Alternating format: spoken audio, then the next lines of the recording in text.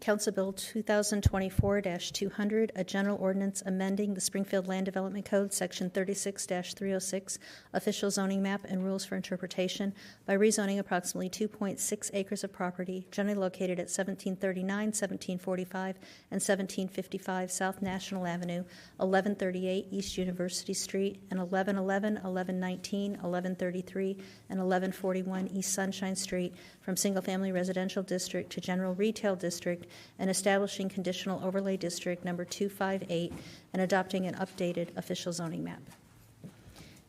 We do have a protest petition on this bill as well.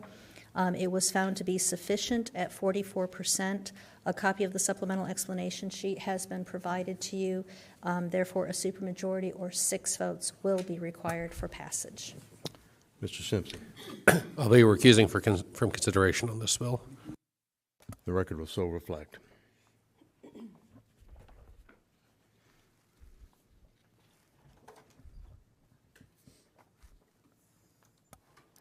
Mr. McGowan. Yes, Mayor, thank you. After the last public hearing, a number of citizens raised some concerns about some additional prohibited uses at this particular property. As a result, the developer got with staff, and that person agreed to further restrict that property uses, the uses for that property, from actually prohibiting any marijuana products being sold at that property, all vape shops being eliminated as a possible use, any dollar stores, single-story retail strip centers. And these were concerns of the residents in that area, and I think it was a valid compromise. As a result, and to make it official, I would move that Council Bill 2024-200 be amended by changing Exhibit A provisions for a conditional overlay district number 258 as follows. Section B, to add the following as prohibited uses such as marijuana products, all vape shops, dollar stores, single-story retail strip centers that have a flat roof, and tattoo services. And Section C, to limit the hours of operation, because that was also a valid concern of the citizens, from 6 a.m. to 11 p.m. every day of the week, except for hotels, as set forth in this written motion. I would propose that motion to that particular bill, amendment to that particular bill. Mr. McGall has moved to amend Council Bill 2024-200.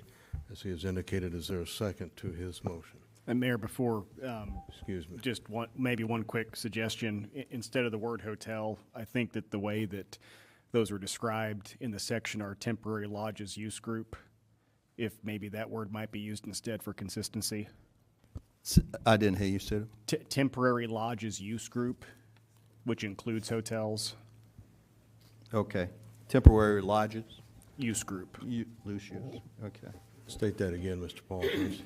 Temporary lodges use group instead of the word hotel. Okay. Does everyone understand that wording change? Okay. Is there a second to Mr. McGall's motion? Ms. Hardinger has seconded that motion.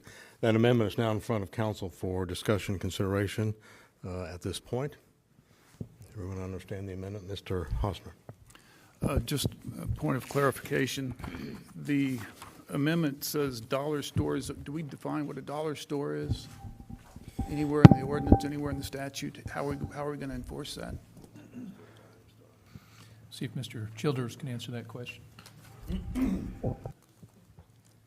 We did have some language I know that we generated, and I believe we sent that to the legal department for their evaluation of that. So if more specificity needs to be added to define what that is, then we certainly can do that. And I'm looking at the emails that, Steve, we had on that, and this came from your department. I'm not sure exactly where it came from, but it says dollar store means a small format, deep discount retailer that sells an assortment of consumables and non-consumables, including food, home products, apparel, and accessories, and seasonal items at prices typically under $10, or also known as Dollar General, Dollar Tree, or Family Dollar stores. So I assume that's a definition from somewhere in the code. Am I right about that? Yeah, I believe that, I believe that is. Where is that contained in the city code? You say which land use is that? Where is it in the city code? That I don't know. I would have to look that up. I don't know exactly where that came from. We have, when we put that together, we asked for the suggestion from the planning and zoning manager, and that was the language that was submitted to me. So if it is specifically stated that way in the city code, Who submitted the language to you? what's that? Who submitted the language to you? Bob Hosmer. And was that from the developer? No, I don't believe that the definition of the dollar store came from the developer.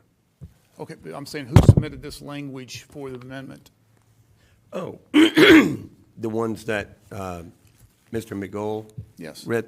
So what happened with that was, I believe that we had some emails about the additional uses they were willing to restrict based on that language. I did my best to take that and convert it into what would be consistent with the city code. And after I had done that, I sent it to planning to make sure we were using the right terms. And for instance, on the dollar store example, I think we had used a different term before, and they said, no, you need to use this term instead because it means this specific thing. I don't know if that's helpful at all, but basically we got the general use restrictions from the developer, but then tried to make sure we converted those into terms that are consistently used in our code. This was language from the developer? Not the language, but the concept, the uses, I guess would be a way And to say has the it. information been shared with the neighborhood? The amendment? I mean, to the extent that these have been volunteered in public meetings, I would say yes. They've not seen an actual document, though. And on number 6, you eliminate the comprehensive marijuana-infused products manufacturing. Does the language, that's the new language in paragraph 6, does that include manufacturing facilities or just retail sales facilities for marijuana?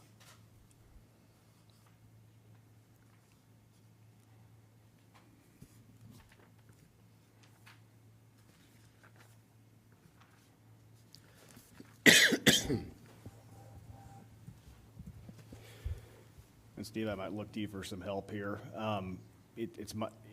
I don't see that as listed as an authorized use under Section A, right?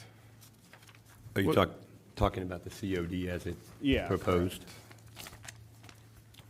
In the original bill, we prohibited comprehensive marijuana-infused products manufacturing. The amendment just says for sales. Manufacturing is different than sales, correct? Oh, I hear what you're saying.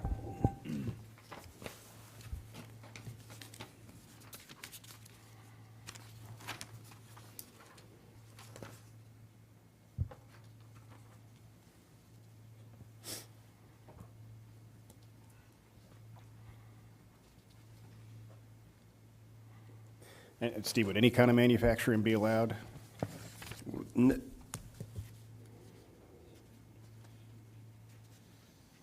The way that it's read is medical prohibited as a use. Medical, comprehensive, or micro-business marijuana dispensary facility and medical marijuana-infused products manufacturing type 2 post-extraction facility. Now, I believe that's probably the way that it is written in the code, is where they got this information to put into the COD. So that's out of the original bill. But you're striking that language under the amendment. And in the amendment, the draft amendment, it looks like that has been comprehensive marijuana-infused products manufacturing type 2 post-extraction facility. That part appears to be stricken. So Would the amendment allow manufacturing facilities to be located there? Well, I think that was my question, Steve, I'm sorry? And that was my question to Steve is, I think that, yeah, we're talking about the terms of the conditional overlay, but even if it's not explicitly barred in the conditional overlay, the next question is whether it would be allowed in a general retail district. And I don't believe that it is, but again, I'm going to have to look that up. Because if it's not allowed in a general retail district, it's barred anyway. Right. You That's don't need the conditional overlay to So bar why'd it. we have it in the original bill? I don't know the answer to that, and the easiest solution to it I is to. think a substitute amendment may be in order. I've got a Absolutely. couple more questions. Go ahead. So is the Dollar General or the Dollar Store, is that what about a $5 store? What about Harbor Freight? Are all those places going to be allowed to be located at this location under this amendment? There's not a definition of dollar store in the code. So how do we enforce that? Well, by the language in the email that we sent for consideration to the legal department, we tried to put together some language that would better define what a dollar store was. We didn't have anything in the code, so we proposed some language that would better define that. Because Where is that? I mean, is that language going to be in this ordinance? I'm sorry, I don't know how that didn't get in or why it didn't get in. I know we sent that in an email, and I'm not sure how it didn't make it into the amendment. And then number 38 says a single-story retail strip center, but if it has to have a flat roof, do we have any precedent for that to be in a zoning bill? A conditional, What? a single-story retail strip centers that have a flat roof? As a prohibited use. Let me clarify one thing that you asked in the very beginning of this. You asked where these amendments came from, and yes, those came after the meeting. There were comments that were made about certain concerns that the neighborhood had. During that meeting, I believe, the developer actually said, I will be happy to add additional prohibited uses to the COD if that is in the favor of the council. The next day, we received an email saying that there are prohibited uses that are concerned to the neighborhood. These are prohibited uses that I would be willing to consider to allow to the COD. That's how the communication came to us. So staff just took that information and relayed it to legal to determine how an amendment, if that was something the council wanted to do, could be put together, because we knew that the developer had an interest in modifying their COD. But you couldn't do that between P&Z and the council, and we had already heard the original bill, so an amendment was the only opportunity there was to amend to add those changes that the developer asked to put. But where in our code, do we ever say anything about what you're going to allow in a location with a flat roof or a pitched roof? Is that? I don't believe there's anything in our code, the zoning code, that dictates whether a commercial strip center can have a flat roof or a pitch roof. We don't have those types of design guidelines in our commercial zoning code. So that would be a design guideline. This is very unique to this development because it's unique to the COD, and that's what a COD is. It has a lot of prohibited uses, allowed uses, design guidelines. That's what the conditional overlay district is designed to do, is to negotiate those things based on the concerns of the neighborhood. So, no, I don't believe that there's anything in the zoning code that would deal with that level of design guideline on a retail strip center. So we're going to deal with an amendment tonight. We've got that. My computer wasn't with me when I got this at 4 o'clock Friday. We're going to deal with an amendment tonight that we don't have the full statute on, that defines what a dollar store is, that we don't know if it's going to apply to manufacturing marijuana facilities, that puts something on our code about pitched roofs that there's nowhere else in our code. It seems like, if we want to, if we're planning, if we've got a comprehensive plan and we're planning for the city of Springfield, we should do some forethought and plan instead of just letting things happen. I think this is a poor way to make public policy for the city of Springfield and to take care of what has been a project, a long time ago, we asked for a corridor study. After planning and zoning asked for a corridor study to study what the national sunshine area should be. And I was told that it was too late. We had to move. And that was a year and a half ago. I know this before you were here. I'm talking to you, but I'm not Right. blaming you because I know you're new. But we had an opportunity to do a corridor study 2 years ago, and we were told, no, it's too late, we can't do it. Now, 2 years later, we're still arguing, and we're getting an amendment Friday about what changes are going to happen. The developer has talked with, obviously, the staff, people on council, but that it hasn't even been communicated to the neighborhood. When we talk about fairness to both neighbors and developers, I think there has to be communication between both sides, so both sides can look at it and see what's in their best interest. I think this is a poor way to make public policy, and I'm not going to be voting for it. If I could, I'm not disagreeing that you may not be in a position to vote tonight, it's up to you. But as we understand the process, this amendment was being created through the week. It's being proposed, and the way to get it in front of you is to propose it. You may or may not be ready to vote. It may be that you want to hold off a couple of weeks and have us look at a couple things related to it. We can certainly do that and help you be prepared to decide to vote on that. But it's kind of been brought into us as is. We've reviewed it. I think there are a couple things. The dollar store definition, I think, is clearly something we need to look at. I don't think there's any question about that. And we need to be sure on scanning the general retail that we have an understanding of what is already allowed and what isn't. Without a question, I think that makes sense too. So it may be actually that you just simply, we have to put it in front of you, but it may be that you want to go ahead and defer consideration of the amendment to your next meeting, and that'll give us the opportunity to check on those things and perhaps then to make sure that we have time to get it out to the public for full review by all parties. And I think that's fine, but maybe we should have been doing this 2 years ago.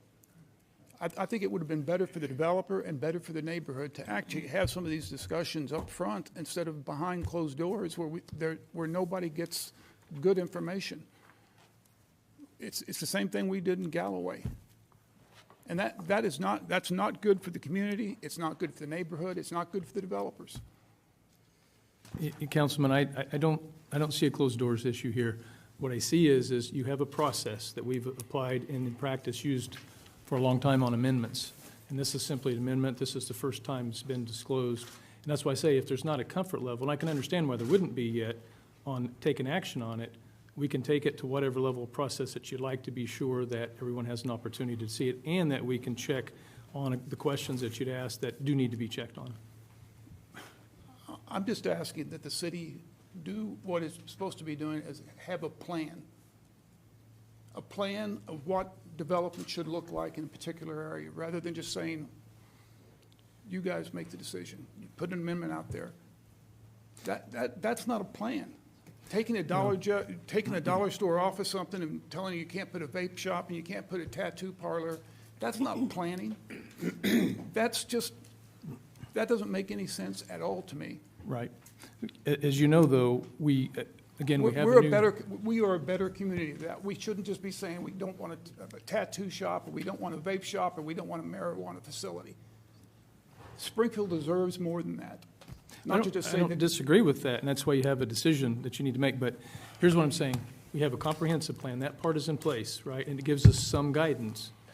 We're creating the development code, which is what staff has been working with the consultant to do over many, many months, that will help provide, in essence, the meat on the bone to the comprehensive plan guidance. And so this does fall in between, one being finished, one piece of that, the comprehensive plan, and the other not being finished yet.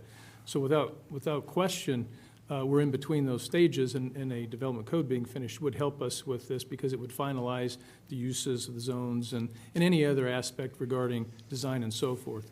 But in this particular case, because the developer has a right under the current code, they've asked for a conditional overlay. That is an opportunity. The way the process has worked, right or wrong, it's worked where the developer and staff are supposed to agree. Then at some point, right? That's disclosed, there's conversation and so forth. And then we learned, as you did 2 weeks ago, that the developer said, hey, I'm open to modifying this. And so we just really have had the time over the last few days to put that together. And that's why I'm totally in agreement with you that it doesn't sound like it's really quite ready in council's action. We have to put it in front of you, maybe, to send us back, do our homework, and get more public input so that you can bring it back and then decide whatever you want to decide on it. Yes, thank you. Mr. Jensen. Thank you, Mr. Mayor. Just a couple of thoughts. First, Councilman Hosmer, I hear your frustrations. I think a lot of the concerns that you have would be addressed if this development were brought under the new zoning code that we're looking at. So what we're feeling right now are the growing pains of trying to adjust into this new way of development within our community. And I think you've very accurately touched on some concerns with how our city has historically done development. I also wanted to just take a moment to thank staff. I do want to make sure that you're recognized for listening to the concerns that were brought to council at the previous public hearing, doing your best to take all of that and develop it into an amendment. I believe that there probably is some additional work that needs to be done on it, but I think that you all did exactly what you're supposed to in listening to the concerns that were brought forward and then doing your best to craft an amendment that you think would at least be a starting point for us to have a conversation. So I appreciate the work that you do. I did have one question based off of the feedback that was one of the loudest things that I heard was a concern over the architectural design standards. And I don't see both the neighborhood expressed a concern over the way it's currently written with just listing basic materials that could be used for a pretty standard development. The developer had, I believe, indicated that they would be willing to agree to higher architectural standards, but I don't see those identified in here. Yeah, that's a great question, and I'm glad you brought that up because it has been a point of conversation. In the current COD as proposed, there is letter F, and there are 5 different areas where design guidelines are stated. So that goes through F1 through 5. It was proposed by the developer. Could we put general terms in there such as Bisman architecture, French country architecture, or some other kind of architecture? The only problem with that is if you were to ask, well, how are you going to enforce that? How are you going to enforce French country?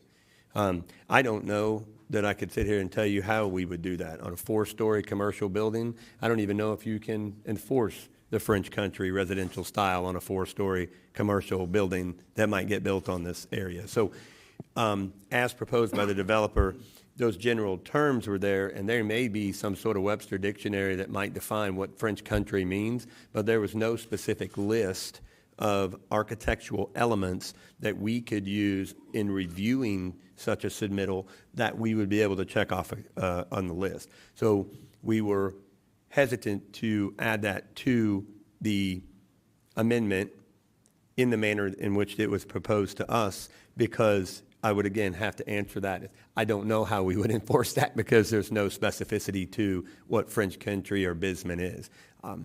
Bisman is apparently the name of an architect who designed many houses in University Heights, but unlike something like Frank Lloyd Wright or something that is a national and international name in the architecture world that has a very defined set of elements to it, Bisman is not.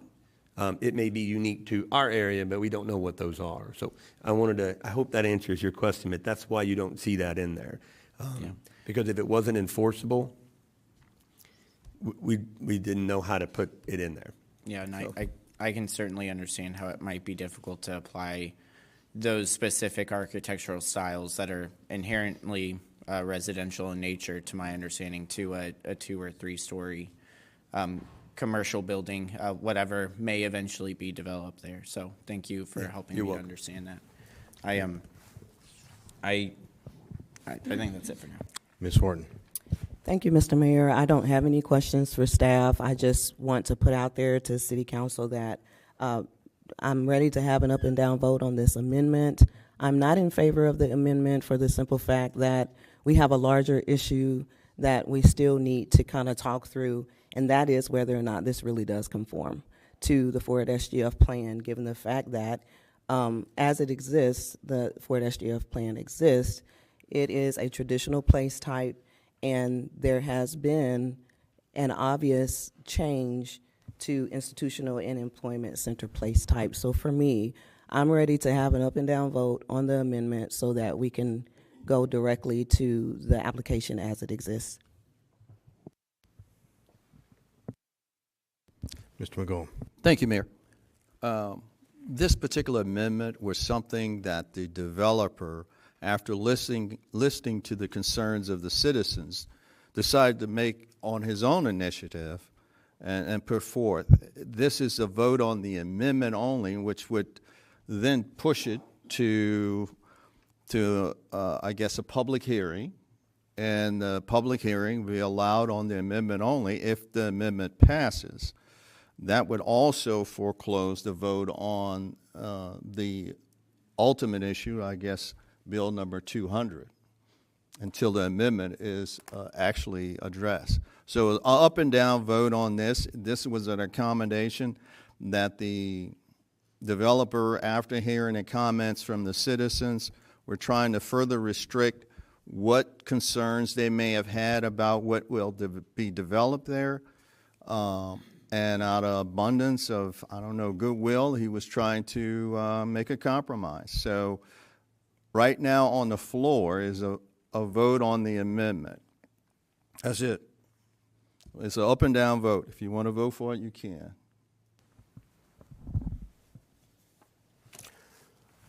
Other comments? Mr. Osborne.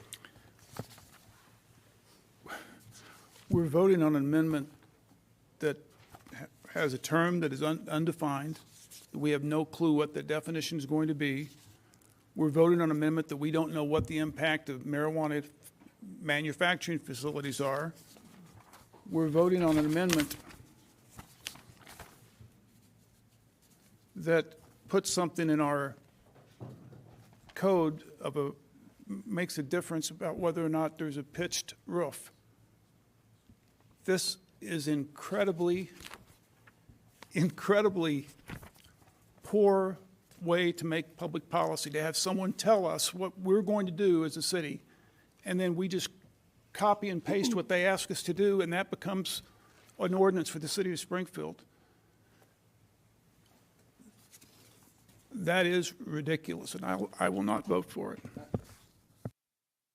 Mr. McGowan. In response to Councilman Hosmer, this is an amendment. The amendment then goes to public comment to comment on any modification that needs to be made.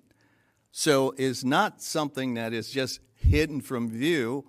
Will be introduced at the next council meeting for discussion, public discussion. And if you have modifications to make it, that's how we make public policy. That's how we make law. You know? So, I mean, if you don't want to vote for it, you don't want to vote for it then. That's all.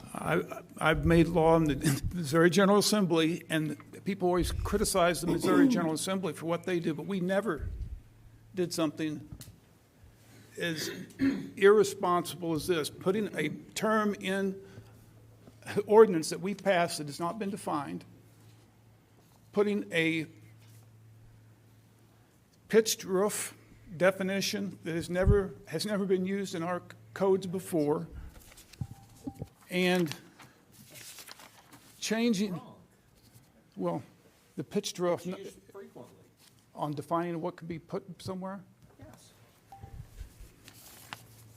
I just think it's, again, it's bad public policy. We're doing something that we haven't done before, and we're putting a term of art that we don't know what that means, that we're going to vote for it. That makes absolutely no sense. Let's have some order here. Mr. Paul. Mayor, I was just going to say, to the extent any council member is interested, I know at least two of those concerns we can address by amending the amendment to include marijuana facilities, which is an umbrella term for all marijuana facilities in the city that would address that. And also, I have the definition for a dollar store if you would like to add that into this amendment. Well, it's clear to me The amendment, regardless of whether you favor it or oppose it, needs to be clarified, strengthened, and made more applicable. And then, once that happens, then there can be a vote up or down on the amendment as to whatever the merits it has. So I'm going to move that Council Bill 2024-200 with amendment pending be postponed until the October 21st regular meeting of City Council. Is there a second to that? Second. There is a second. Discussion?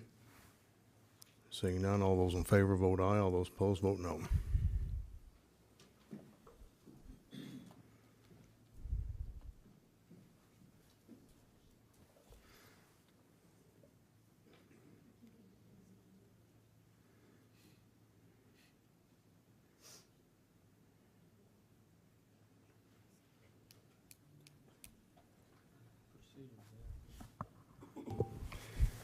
Yeah, but Mayor, so y'all probably need to dispense with the amendment before you get, the motion to postpone is really on the main motion, which is the council bill, and you do have the amendment on the floor. Say again, please. You do have the amendment still on the floor. I think that your motion to postpone is really related to the main bill. I don't know if Councilman McGull wants to withdraw his motion. I will withdraw my motion if Mr. Hosmer will withdraw his second.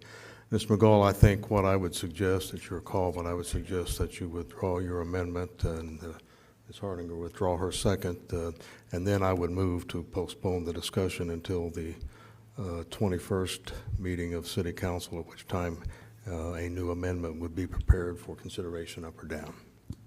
Let me say this. We've been kicking this can down the road.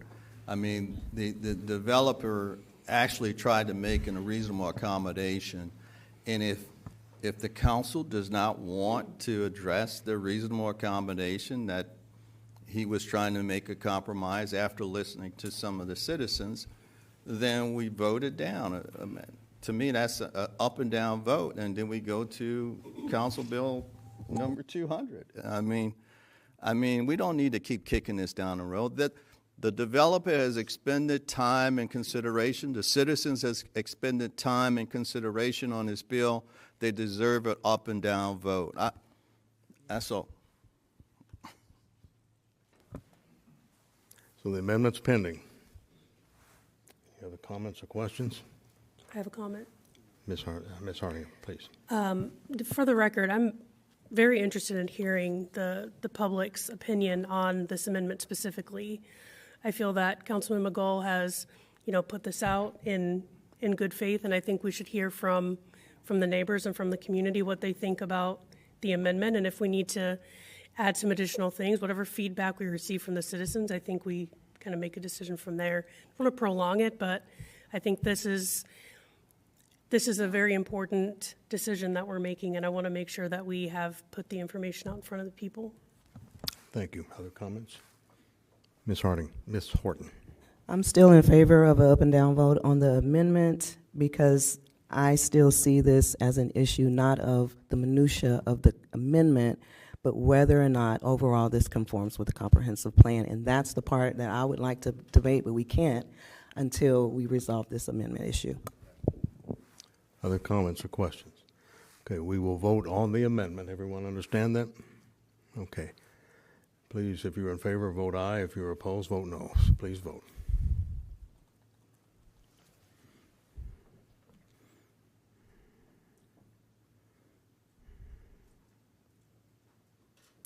The amendment passes, which now moves us to a public hearing. I assume there are not public speakers signed up, Ms. Cotter, but let me ask that question. No, not at this point. In that case, with the amendment being adopted, the public hearing on that will be extended to the October 21st City Council meeting, at which time Council Bill 2024-200 as amended will be in front of council. The public hearing will be held on the amendment only on October 21. Mr. Jensen. A point of order or inquiry. Since we had a protest petition, does that not require that? It an is my amendment? understanding, and I'll look to Mr. Paul, that that does not require, the amendment itself does not require 6 votes. Correct. The protest petition does not apply to that. Thank you, Mr. Mayor. All right, Council Bill 2024-200 as amended will be postponed for discussion until the regular October 21 City Council meeting.